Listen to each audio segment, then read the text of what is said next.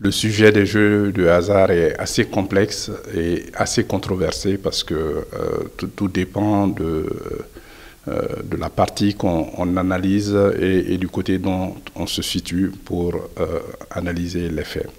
Mais en réalité, les jeux de hasard se situent dans 4 catégories, notamment les loteries, généralement les loteries nationales. Ensuite, vous avez les paris sportifs. Ensuite, vous avez les paris hippiques et vous avez les jeux de casino.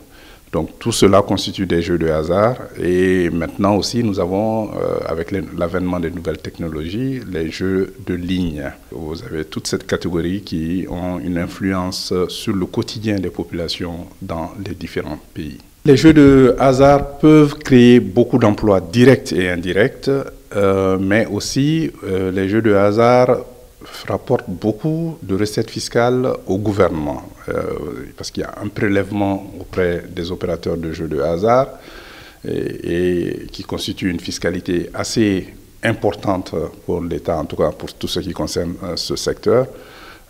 Et donc cela permet aussi de financer les dépenses publiques. Et généralement, souvent, certains États financent les dépenses sociales avec les recettes générées par les jeux de hasard. Et je pense que c'est une bonne chose à faire au niveau de la puissance publique qu'est l'État. Il y a des jeux virtuels sur lesquels les gens peuvent jouer. Comme je l'ai dit, il y a une multitude d'innovations au niveau des jeux en ligne, mais qui ne sont pas pris en compte par la réglementation. Et aujourd'hui, donc, ces jeux sont excessivement populaires parce qu'on peut le faire seul, à l'abri des regards et tout cela. Mais cela aussi a une contrepartie, c'est que la dépendance au jeu devient aussi très croissante. Parce que vous savez, la santé mentale aussi, les problèmes financiers qui peuvent découler du fait que l'on joue de manière très accrue à ces jeux de hasard peut avoir un impact négatif sur une certaine couche vulnérable de la société, parce que c'est toute la société qui, c'est pas une question de revenus ou quoi que ce soit, mais évidemment ça peut avoir un impact vraiment social sur la santé mentale, mais aussi sur les revenus économiques et financiers des populations.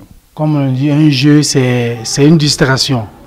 Mais on rencontre maintenant de nos jours, avec l'évolution des jeux en ligne, et bêtes au Mali et ailleurs, on voit que maintenant l'impact est encore catastrophique. Parce qu'au niveau social, on a vu que maintenant les jeunes ils pensent plus aux jeux que de s'adonner à une activité rémunératrice. On remarque maintenant, pareil bête dans le monde du sport, maintenant les gens ne regardent pas le sport par plaisir simplement, mais ils regardent le sport parce qu'ils ont investi en jouant le jeu. Et on voit que l'impact est vraiment au niveau culturel grave.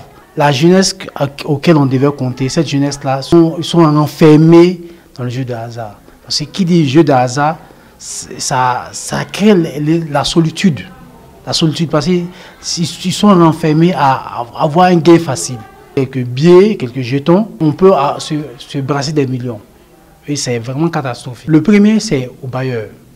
Eux, ils voient plus tellement le gain, le bénéfice qu'ils ont. Mais l'impact sociétal, là, ça, c'est la société qui paie. Parce qu'on voit que ces enfants vont s'adonner à l'alcool.